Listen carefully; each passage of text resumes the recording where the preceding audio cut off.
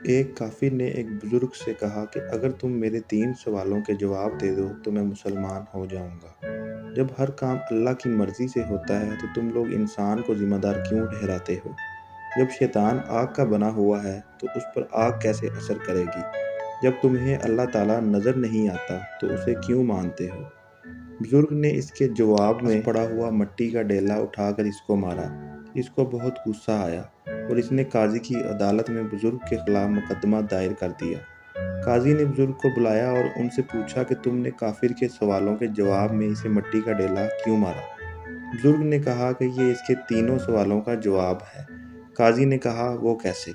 بزرگ نے کہا اس کے پہلے سوال کا جواب یہ ہے کہ میں نے یہ ڈیلا اللہ کی مرضی سے اسے مارا ہے، تو پھر اس کا ذمہ دار مجھے کیوں ٹھہراتا ہے؟ اس کے دوسرے سوال کا جواب یہ ہے کہ انسان تو مٹی کا بنا ہے، پھر اس پر مٹی کے ڈیلے نے کس طرح اثر کیا؟ اس کے تیسرے سوال کا جواب یہ ہے کہ اسے درد نظر نہیں آتا تو اسے محسوس کیوں ہوتا ہے؟ اپنے سوالوں کے جواب سن کر کافر فوراً مسلمان ہو گیا۔